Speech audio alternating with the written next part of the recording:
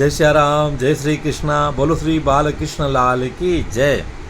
सोमवार के दिन जन्माष्टमी का व्रत होने के कारण जो 16 सोमवार व्रत करने वाली हमारी बच्चियां, बहनें, बेटियां हैं, उनके मन में एक प्रश्न आ रहा है कि गुरुजी 16 सोमवार के व्रत में संध्या वेला में भोग का एक भाग खाया जाता है जिससे व्रत हमारा पूर्ण होता है, ऐसा माना गया है। तो अगर हम जन्माष्टमी का व्रत रहेंगे तो जन्माष्टमी के व्रत में अन्न ग्रहण नहीं करना चाहिए। तो ऐसे में हमारा व्रत कहीं 16 सोमवार वाला अधूरा तो नहीं रह जाएगा।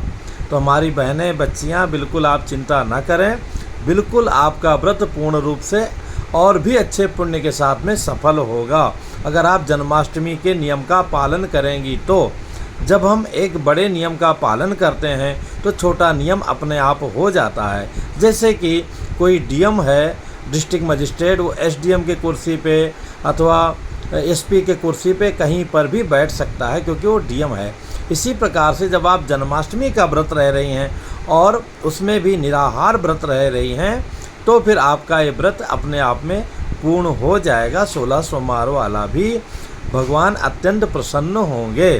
रही बात प्रसाद ग्रहण करने की, तो कई बार सूंघने से और माथा में लगाने से भी प्रसाद ग्रहण करने का लाभ मिल जाता है, उसका दोष बिल्कुल नहीं लगता है।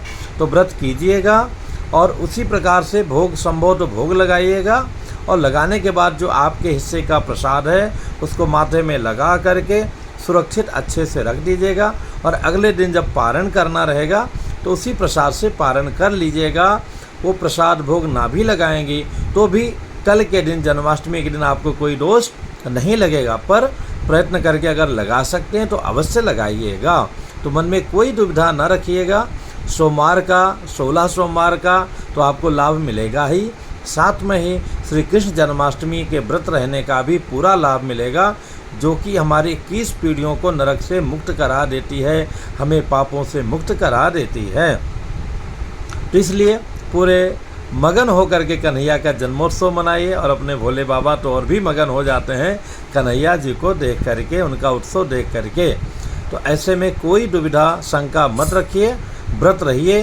संध्या वेला में शिव जी की पूजा कीजिए, रात्रि में कन्हैया जी की पूजा कीजिए और जो व्रत का आपका भाग है उसको माथे में लगा करके सूंघिएगा नहीं, क्योंकि सूंघने से भी हमारे अंदर में वो भाव आ जाता है। रख दीजिएगा और अगले दिन आप ग्रहण कर लीजिएगा। दोनों व्रत का आपको पूर्णतः लाभ मिलेगा।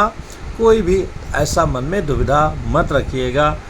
कई सारे प्रश्न आए, कई लोगों ने फ़ोन किया, इसलिए रात्रि के इतने विलम्ब से जो है हम आपको उत्तर, मेरे ख्याल से कितना 12:15 बज रहा है क्या, तो आपको हम दे रहे हैं। जय श्री राम।